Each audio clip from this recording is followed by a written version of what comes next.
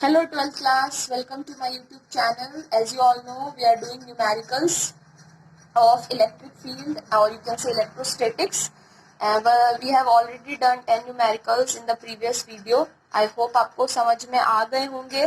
तो जिन्होंने नहीं देखा है वो वीडियो, कंजूसाई दिखाई है, आलस दिखाया है, वो जाके पहले वो वीडियो देख लें और वो 10 न्यूमेरिकल्स समझ लें, उनका एक्सप्लेनेशन.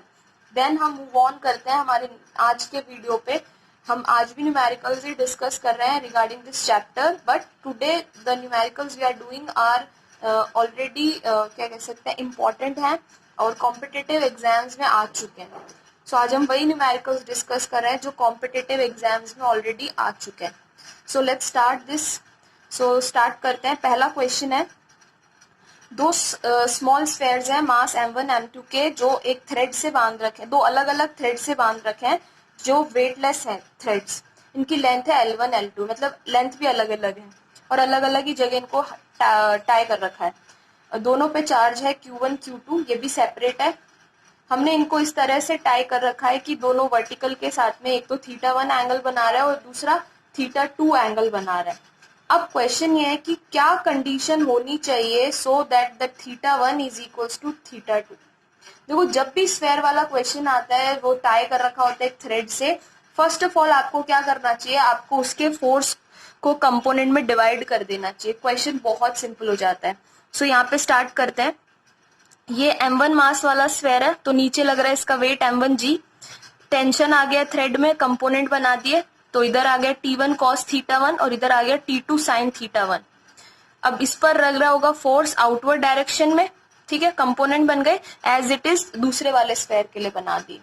सो पहले हम इक्वेशन को इक्विलिब्रियम के अकॉर्डिंग लिख देते हैं. तो ये इससे बैलेंस हो रहा है, ये इससे बैलेंस हो रहा है, तो इक्वेशन बन गई T1 cos θ1 equals to m1g, T1 sin θ1 equals to f1. इसको सॉल्व कर लिया तो tan θ1 की वैल्यू आ गई f1 अपॉन m1g. सेम इसी कॉन्सेप्ट को इस साइड जब दूसरे वाले स्फेयर पे अप्लाई करोगे तो इक्वेशन बन जाएगा tan θ2 equals to f2 upon m2g. अब आपको पता है दोनों चार्जेस के ऊपर रिपल्शन एक्ट कर रहा होगा क्योंकि सेम नेचर के चार्जेस हैं. रिपल्शन फोर्स दोनों पे अपोजिट डायरेक्शन में एक्ट करेगा, बट उनका जो मैग्नीट्यूड होगा वो सेम होगा. तो हमने यहाँ लिखा है F1 equals to F2 repulsion force. तो यहाँ से F1 निकाल लेते हैं और यहाँ से F2 निकाल लेते हैं और यहाँ पुट कर देते हैं. ये कंडीशन तभी सेटिस्फाई हो सकती है जब दोनों का मास इक्वल हो और दोनों के बीच का एंगल इक्वल हो. तो हम यही चाह रहे थे कि एंगल इक्वल हो जाए. एंगल तभी इक्वल हो सकता है जब दोनों के बीच का मास इक्वल हो. तो इन चारों ऑप्शन में से जो सही ऑप्शन होगा वो होगा m1 इक्वल्स टू m2. तो जैसे ही m1 इक्वल्स टू m2 होता है और इस इक्वेशन पे आप कंसंट्रेट करते हैं तो θ1 इक्वल्स टू क्या हो जाता है, θ2. तो ये था हमारा पहला क्वेश्चन. बड़ा ही सिंपल सा था लेकिन दिखने में बहुत डरावना था. तो लुक्स पे नहीं जाना चाहिए, क्वेश्चन की डेप्थ में जाना चाहिए, बहुत ईजी होता है. नाउ चलो next move on to next question. Two pith balls carrying charge, equal charge are suspended from a common point. दो बॉल्स हैं जिन पर सेम चार्ज है, उनको कॉमन पॉइंट से बांध रखा है. ठीक है. The separation between them is r. दोनों के बीच का डिस्टेंस r है. Now the string is, अच्छा अब हमने उस स्ट्रिंग को बीच में से खींचा है कि half of the height of the equilibrium. जैसे इस डायग्राम में ये हाइट y है, अब हमने उसको y/2 डिस्टेंस तक शिफ्ट कर दिया है. तो इनके बीच का सेपरेशन किस तरह से अफेक्ट होगा हमें ये एक्सप्लेन करना है. तो जब इस वाले क्वेश्चन पे हम बात करते हैं तो देखते हैं कैसे करना है इसको. अगर हम इतने पोर्शन पे बात करें, इतने वाले पोर्शन पे ये एंगल थीटा कंसिडर कर लेते हैं. यहाँ पर भी थीटा हो गया, ये y/2 है and this distance is r/2. इस केस में नहीं होगा, इस केस की बात करते हैं. ये वाला डिस्टेंस y है और ये वाला डिस्टेंस हो जाएगा r/2. ठीक है. लेकिन इस वाले केस में ये डिस्टेंस चेंज हो जाएगा क्योंकि आपने क्लैंप किया, खींचा है ऊपर की तरफ. तो हमने फर्स्ट वाले केस से ये डायग्राम बना लिया. ये डिस्टेंस है y, ये डिस्टेंस है r/2. तो यहाँ से हमने निकाल लिया tan थीटा. tan थीटा होता है परपेंडिकुलर अपॉन बेस. तो आ गया ये. इससे प्रीवियस क्वेश्चन में अगर आपको याद हो तो tan थीटा की वैल्यू आई थी f/mg. तो जब भी इस तरह के क्वेश्चन करते हैं आप याद भी कर सकते हैं कि यही आता है आंसर. ठीक है. यहाँ पे हमने कुलाम फोर्स कंसिडर किया है क्योंकि दोनों पे सेम चार्जेस हैं और डिस्टेंस इनके बीच में r है. तो f की जगह हमने कुलाम फोर्स लिख दिया और mg को mg रहने दिया. अब क्योंकि दोनों tan थीटा के फॉर्मूला इक्वेट करके यहाँ से y का वैल्यू निकाल लिया. बेसिकली हम क्या कर रहे हैं, y और r में रिलेशन चेक कर रहे हैं। तो यहाँ में समझ में आ गया कि the distance y is directly proportional to r cube. फिर सिंपल रेशो लेके सॉल्व कर लिया तो आ जाता है 2 की पावर 1/3, 1 अपॉन में। सिंपल। तो कौन सा ऑप्शन है जो इसको बिलोंग कर रहा है, ये रहा ऑप्शन, r अपॉन 2 की पावर 1/3। क्यूब रूट लगा रखा है तो एक ही बात है, तो इसका ऑप्शन हो जाएगा सी। आई होप समझ में आ गया हो। Now move on to next question. इस क्वेश्चन में हम यूज करने वाले हैं चार्ज डिस्ट्रीब्यूशन वाला कॉन्सेप्ट। देखो क्वेश्चन क्या है, एक सेमी सर्कुलर आर्क है, मतलब एक अर्धवृत्ताकार चाप है जिसकी रेडियस है a और इसकी चार्ज डेंसिटी है लैम्डा, आवेश घनत्व है लैम्डा। तो इसके सेंटर पे इलेक्ट्रिक फील्ड निकालना है। ये क्वेश्चन आया था जेईई एडवांस 2015 में। बिल्कुल आसान सा क्वेश्चन है, देखो कैसे करना है। ये हमारा सेमी सर्कुलर आर्क है, इसकी रेडियस a है। तो देखो जब भी हमें इलेक्ट्रिक फील्ड निकालना होता है ऐसी शेप्स पे, हम पूरे पे एक साथ फोकस नहीं करते, हम एक एलिमेंट एज्यूम करते हैं। तो हमने यहाँ पे रेड जो दिख रहा है आपको रेड कलर से, दैट इज द एलिमेंट। इसकी लेंथ, यहाँ वाली हमने लेंथ ली है dl, इसका एंगल जो है वो है d थीटा, और ये इस वाले हिस्से से थीटा एंगल पर एग्जिस्ट करता है।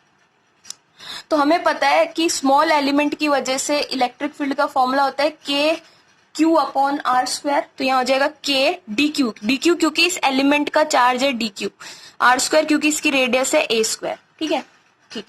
अब आपको पता है यहाँ पे चार्ज जो है वो लेमडा की फॉर्म में आना चाहिए क्योंकि क्वेश्चन में गिवन है लेमडा इक्वल्स टू होता है चार्ज अपॉन लेंथ। तो यहाँ से हम dq निकाल लेते हैं, तो dq आ जाता है लेमडा dl, और मैंने k को 4 पाई एप्सिलॉन नॉट की फॉर्म में लिख दिया है। अब यहाँ dl अगर आप ध्यान से नोटिस करोगे तो आर्क है, यानी चाप जिसे हम कहते हैं। आर्क का फॉर्मूला होता है एंगल इंटू रेडियस। तो इस वाले पोर्शन का एंगल कितना है, d थीटा, और रेडियस है इसकी a। तो हम यहाँ dl की जगह लिख देंगे a d थीटा। ठीक है। तो ये इतने से स्मॉल एलिमेंट का इलेक्ट्रिक फील्ड आ गया। बट इलेक्ट्रिक फील्ड एक वेक्टर क्वांटिटी और थीटा एंगल पे आप निकाल रहे हो, इसका मतलब इसके कंपोनेंट बनेंगे। ये इस डायरेक्शन में एक्ट करेगा तो इसका इस डायरेक्शन में कॉस थीटा वाला कंपोनेंट आएगा और इस डायरेक्शन में साइन थीटा वाला आएगा। तो अगर आप नोटिस करो तो अगर हम ऐसे छोटे छोटे एलिमेंट अज्यूम करेंगे तो जो इस वाले हाफ में एग्जिस्ट करेंगे उनका कॉस कंपोनेंट यहाँ आएगा, जो इस वाले हाफ में इमेजिन करेंगे उनका कॉस कंपोनेंट उधर जाएगा। तो बेसिकली वो कैंसिल आउट हो जाएंगे।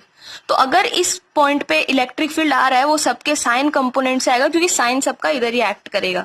तो अगर हमें इसका इलेक्ट्रिक फील्ड निकालना है तो सबके इलेक्ट्रिक फील्ड के साइन कंपोनेंट को ऐड करना है। ऐड मतलब इंटीग्रेशन। तो आप यहाँ इसका इंटीग्रेशन करते हो, लिमिट लगा देते हो 0 से पाई, तो पूरा सेमी सर्कुलर आर्क आ जाएगा। वैल्यूज रख दी, इंटीग्रेशन कर दिया, साइन का इंटीग्रेशन माइनस कॉस, लिमिट लगा दी 0 से पाई, तो आंसर आता है 2। सॉल्व कर लिया तो आंसर आ जाएगा lambda upon 2 pi epsilon not a, क्योंकि 4 था ऊपर 2 आया, कैंसिल होके 2 आ गया। तो बड़ा ही सिंपल सा डेरिवेशन कम न्यूमेरिकल था। कई बच्चों को अच्छा नहीं लगा होगा, हाँ कई लोगों को तो चाहिए 2 इंटू 2 मैम 4, ऐसे न्यूमेरिकल नहीं आते। अब नाउ नेक्स्ट क्वेश्चन, ये AIEEE में आया हुआ है। आपको चार्ज डेंसिटी दे रखी है QR अपॉन में पाई R की पावर 4। यहाँ पे एक स्फेयर है जिसकी रेडियस है कैपिटल R और चार्ज है Q। हमें बोल रहा है कि कोई P पॉइंट अंदर इमेजिन करो इसके, ठीक है, जिसका डिस्टेंस है R1। स्फेयर के अंदर इमेजिन करना है और उस पर आपको निकालना है इलेक्ट्रिक फील्ड। तो देखो जब भी स्फेयर इस तरह के कॉन्सेप्ट आते हैं हम गाउस थ्योरम यूज करते हैं।